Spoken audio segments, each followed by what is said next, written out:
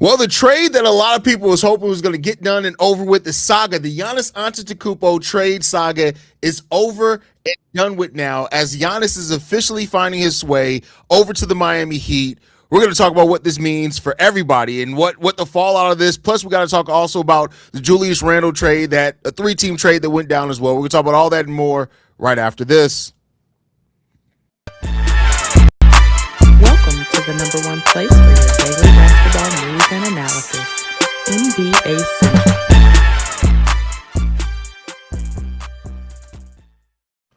What's going on, basketball fans? Welcome to another episode of NBA Central, soon to be renamed the Full Court Podcast, but it's myself. We got my brother Steve-O in the building. What's going on, Steve-O? What's the word?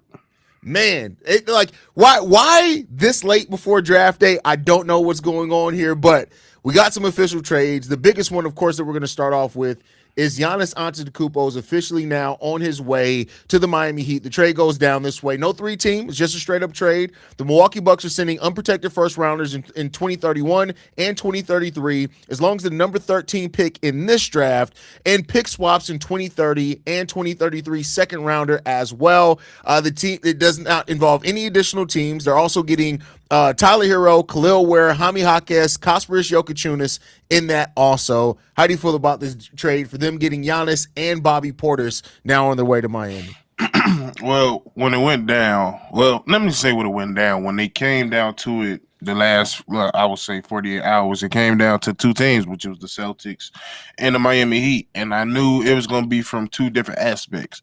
If you looking at it from the point of view what's best for the Milwaukee Bucks, it's going to be what they did today, which was go and get and make the trade for the Miami Heat, because you're just going to get way more out of that and then some, especially when it comes to picks, which I think that's kind of where Milwaukee is leaning towards. They want to kind of completely rebuild, and that's kind of what they do. They got rid of everybody for the most part of that championship that they did when we Giannis and others, and it's time to move on. And with that being said, they got a boatload of picks, as well as some of the nice, fine players that they got from the Heat, but still is more for the Minnesota and the Miami Heat to make a move. And I knew personally what it would mean for Giannis, and I think he would probably want to go more to the Celtics for more personal reasons, because they probably had the more ready team. He'd still be locked up, or probably would have been with Jason Tatum. So still somebody to work with. You still got a nice sound foundation there. You still can go out there and try to win the championship.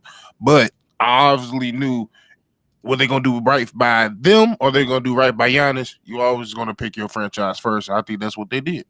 Yeah, and I mean that's what they owed, is to do themselves right. The Milwaukee Bucks, them and Giannis, he brought Milwaukee a title. That's a lot. That's more than you can say a lot about players that have come to Milwaukee over the years. But it was time to reset, and they get a lot of first-round picks. Keep in mind, they gave up a lot to bring Dame here, so they don't have a lot of their own first-round picks outright. So they're maximizing the picks. Shout out to my boy ADZ, who said the Heat got fleeced. I don't necessarily know if I feel that way. Like, they were clearly over Tyler Herro. Jaime Jaquez is really good. I like Jaime Jaquez, but he was in the 6th Man of the Year conversation. But now Milwaukee gets a chance to develop him. Kasparas Jakučionis is a solid player, but like, they got no players I don't think with a star potential. And I don't not to knock those players. They got some solid role player pieces, but without a star, it really doesn't matter. So now Milwaukee, who already had they already have pick 11 in this draft. Is that what I believe it was in the top 10 or top 10 or top 15 or something like that? And so now they add, let's see, because I want to make sure they have pick number 10. Yeah. So now they have 10 and 13 in a deep draft that gives them a great opportunity to add in a draft this deep some really good players to build with. And I think this is a solid trade on both sides, man. Yeah, like I think you wasn't going to get, especially with these 2 teams, you wasn't going to get no extreme package. I think you was going to get a nice mixture of picks and players, and that's exactly what you got. You still got players that you could possibly move. Like if you don't like Tyler Herro, you still use him as a trade piece. If you don't like Bobby Portis, definitely somebody will want Bobby Portis, especially a contending team that you can move on with that, as well as getting some more pieces in this draft. But like you said, to come in with the players that you already got, Jaime Jaquez, I think that's probably the best thing walking away. You got somebody that's a really good basketball player and can fit into any team and do what he'd been doing in the Heat culture. And straight up, you got two top 15 picks. That's something to work with, regardless of what you got to say. Hey, you got Giannis at the 15th, 16th pick. So hey, you can go out there and strike gold again and go get two good players along with the players that you already got, or make some more moves on with the players that you just got. Hey, I think like you said, I think it works out for both teams, in my opinion. Yeah, I mean, the Miami Heat have been chasing the star for a while. They didn't make the trade for Dame, right? They didn't make the trade for KD because they didn't want to use some of these pieces that they use in this trade. Now you get Giannis. Yeah, he's 31 years old, something like that. But like, he's still got a lot of years left to play. And now you have your window. You have Bam. You have Giannis. Is going to be some of the best front court defense that you're going to see. And now you still got Davion Mitchell, who's a really solid guard. And now you got to go out the rest of this offseason and fill out this team. You added Bobby Portis, who still a decent bench piece, not what he was when the Bucks won the title, but still a decent bench piece as well. So, and we know with Pat Riley, he's not going to stop at this. Like, this now starts the offseason for Pat Riley because now he's going to get to work to try to fill. Keep in mind, like, look at what they did with Jimmy on that team. Jimmy's not the caliber player Giannis Antetokounmpo is. So now you're going to get that. You still got Nikola Jovic, who I'm surprised they were able to keep in this trade because there was reports that they would have had to include him. And now they just got to figure out the rest of the still kept Bam. I think that's the most important piece. You able to keep Bam with Giannis. I mean, of course, people gonna want to see how that works, but I think that's gonna work pretty fine, especially if you can get some more shooting. And that's pretty much all they got to do. If they surround this team around with good shooting and maybe add another pass first point guard, in my opinion, and some more bodies, this team gonna be a threat, especially in the East, for sure. Yeah, for sure. The other big trade to go down tonight, Steve-O, Julius Randle is going to the Brooklyn Nets. This turns into a 3-team trade, which also Nic Claxton's getting rerouted to our Chicago Bulls. We talked about the Bulls side of this. I know you would probably want to talk about that, but like, I don't know what the Nets are doing. Like, this thing is confusing to me for the Nets.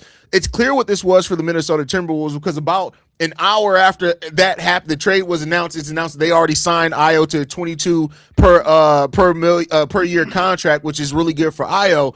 So that's clearly, they wanted to create that space to keep Io. They're still going to be on the search for a point guard. That could be Ja, could be another player as well. How do you feel about this trade and what it means for these teams? I found it funny because I was looking at it from the aspect of the Timberwolves like washing their hands with Julius. Like, motherfucker, you the reason why we not make it to the finals. And quite frankly, he is a big portion of. He did not come to play in the playoffs. Relatively, he did not come to play the last few games in the regular season too. So that's true. At the end of the day, like, that was them pointing him like, yeah, we're done. We're washing the hand. We're pointing you at one of the biggest blames of why we wasn't able to do it. And quite frankly, they had to because hey, they traded Cat for you. So you. I think when it came down to it, they were just going around, looking around the league, looking to shop, and wherever he landed, they was willing to go to. I'm pretty sure they probably called every single ownership that they possibly had, and then Brooklyn just one of those teams where they just take on teams garbage. They just one of those franchises. They inherit garbage and think they can turn some shit into something because a team with him and MPJ don't make no damn sense at all. Just tell you that right now. I didn't even think about the MG. Well, he's an unrestricted free agent this offseason, right? So they're probably not going to bring. I think maybe it's another year left on the contract. Well, regardless of, I mean, they got to do it the 7th pick in the draft, so that is that. But outside of that, like, I think it's simply more of they was shopping around and seeing who would take them, and Brooklyn was one of the teams that took them. And then you said, "What's your offer?" They gave them the offer, and they said, "Done." That's about it. Yeah, I mean, that's all you can really say to that. So yeah, we'll see, man. I like the fact that Minnesota clears this out. That probably means they're going to keep Rudy Gobert, and now just try to figure out players. They could make another move. Ja Morant could come in. We'll see. We've heard that that was their backup plan. One of their backup plans. They did not strike on Giannis. I think it is kind of important that this trade happens. Like, I wonder if they got word that this trade was going to go down because, like, it's funny how many trade dominoes all start falling right before. with that being said, what you just said about the Josh situation, do you wait or do you just do that now? I think you want to wait to see who falls in this draft, right? Because where does Or Minnesota what pick in this draft? happens? They the third pick. Memphis. No, that's Memphis. Oh, you said who? Minnesota is. Yeah. Hold on, let me double check. Do they even have a draft pick in this draft? I don't know. Let me see. They don't have a first round pick in this draft. Their first round pick went to Detroit. So yeah. I probably go ahead and do what you're going to trade. Yeah. Yeah. That's what I say, because we was having this thought process of like what they're doing, because there's a lot of rumors going around, and quite frankly, I was like, maybe they want to be bold and be like, hell, we going to get Darius. But I was like, the only way they'll be that bold to go get Darius and be like, he's our point guard for the future, if they know they can move Ja. And as of right now, well, before this came out, all these moves was made. I was like, I don't think they can move Ja at all. I think because now Giannis is gone, more teams are going to be looking their eyes going to be on Ja now, to be honest. Yeah, that's a fact. Especially Ja, Ayo getting paid. Yeah, Ja, Kawhi, those are some of the names that are out there. But then, like, even we just talked about the Miami Heat trade. I would not be surprised if the Milwaukee Bucks try to reroute Tyler Herro to a team that needs shooting. Yep. Detroit's been reported as a destination potentially for Tyler Herro. So these trades that we're hearing about tonight could just be the first step in a number of dominoes that are going to fall during the draft, right after the draft, and free agency. It's going to be a wild offseason, brother.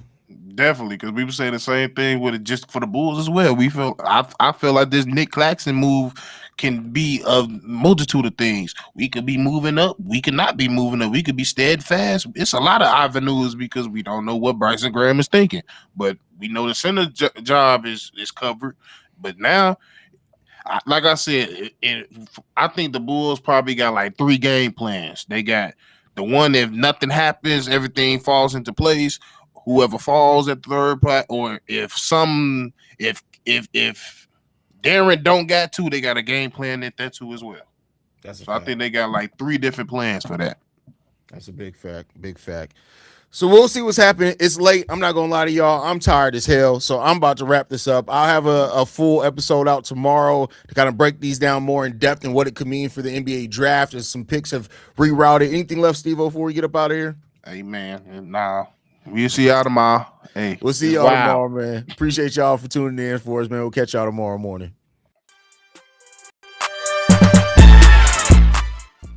This has been a presentation